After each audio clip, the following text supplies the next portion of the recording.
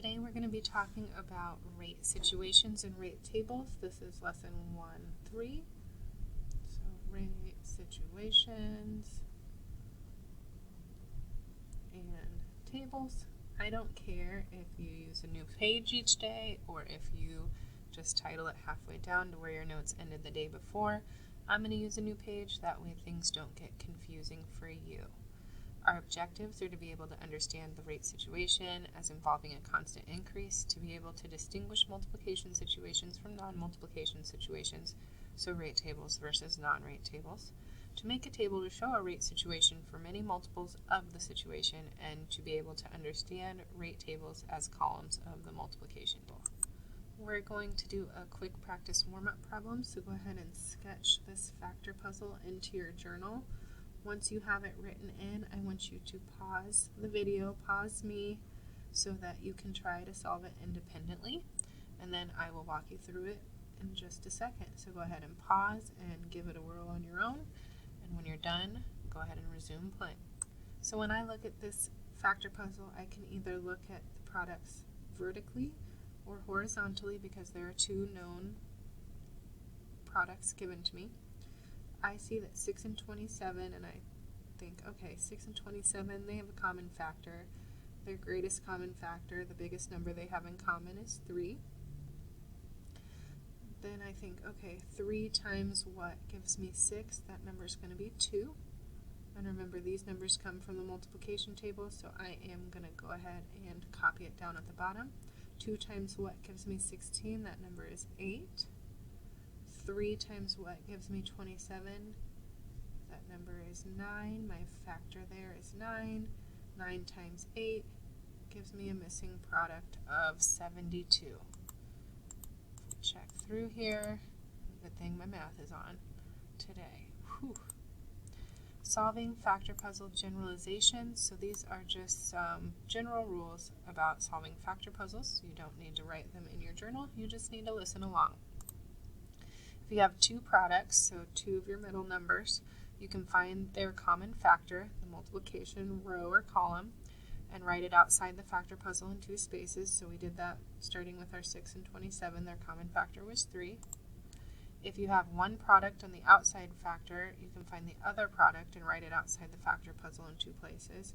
So once I knew this was 3, I knew my missing factor up here was 2 to give us the product of 6. And the final step of solving a factor puzzle is always going to be to multiply the 2 factors that you found to find the missing product.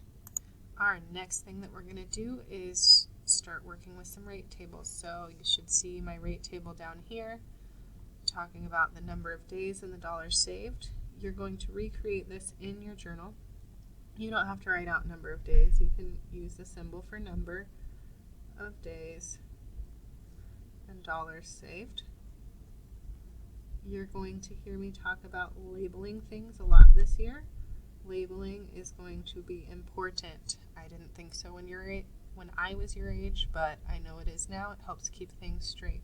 I'm going to recreate this table by going 1, 2, 3, 4. I'm going to go ahead and add 5 and 6 because I know that we're going to use them later. The dollar amount saved on day 1 is 3. So let's figure out what's going on with this rate table. It says, looking at the table below, use it to help you think through the questions. Well, you don't really know what the situation is yet. So Noreen saves the same amount of money each day. She puts $3 in her bank. On day 1, how much money will Noreen have in her bank? Hopefully you're looking at your table and you're saying, well, that's given to me. On day 1, she saves $3. If Noreen continues to save $3 per day, can you predict how much she'll have on day 2? So on day 2, she put $3 more in. She's going to have a total of 6. So she went up plus 3 right there. How much money will she have on day 4? On day 6? Well, I can just count up by 3s. 6 plus 3 gives me 9. Plus 3 gives me 12. 15. 18. You might see me counting up by 6, 3, 6, 9, 12, just like you would in a multiplication table. Or you could think, okay, 1 times 3, 2 times 3, 3 times 3, and it gives you your answer over there. So on day 4, she would have had $12. On day 6, she would have had $18. What can we call the amount Noreen has on any day? For example, she has $15 at the end of day 3. What can we call the $15? $15 is the total that she saved so far. Notice we've got a key vocabulary word, and that is rate table. So go ahead and write rate table in your journal. It says rate table is a 2-column table showing the number of units in the first column and the value associated with each given number of units in the second column. There's a constant increase that does not change throughout the table. That is a very long definition. We're going to shorten it up. So a rate table has columns that increase at a constant rate.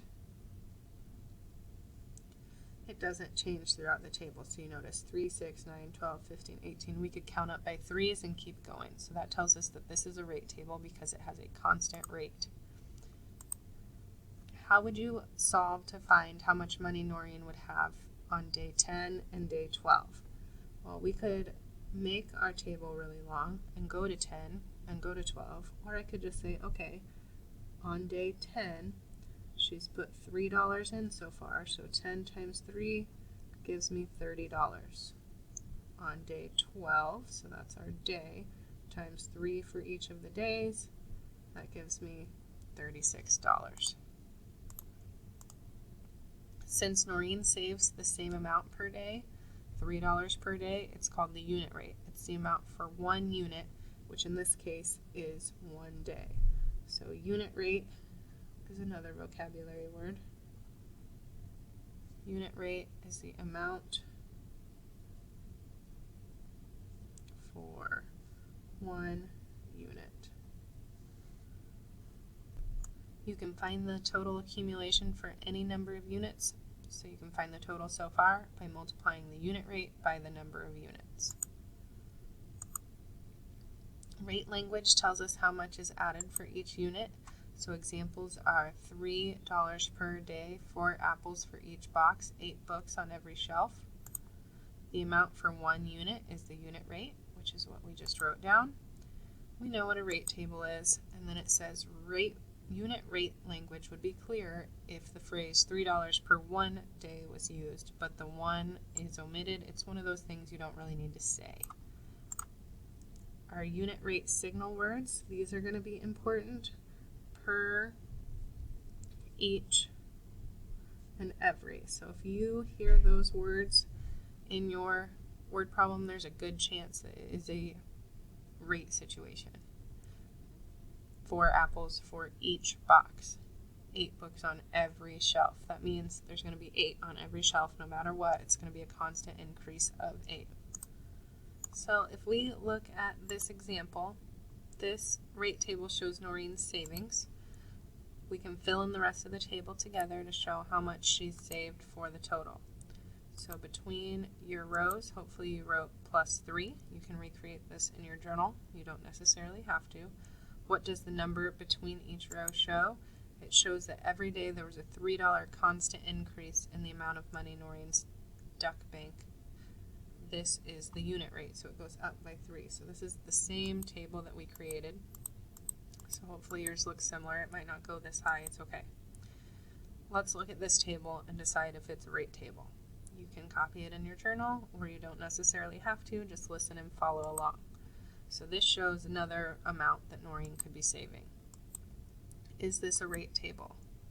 Well, we've got the ones column from the multiplication table here, and it's telling us that it goes up 2 each time, so that's a constant increase. So 2, 4, 6, 8, 10, 12. So yes, this one would be a rate table because it goes up at a constant increase.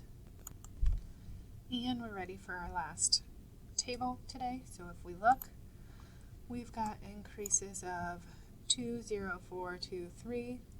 We go up 3, 5, 5, 9, 11, 14. That doesn't seem like any column of the multiplication table to me. So is this problem a rate table? No, it is not a rate table. The increase isn't constant. The dollars column is not anywhere found on the multiplication table. So that is our lesson for today. I will see you shortly to do some guided practice problems and answer any questions that you might have. I hope you took some good notes, and I'll see you soon.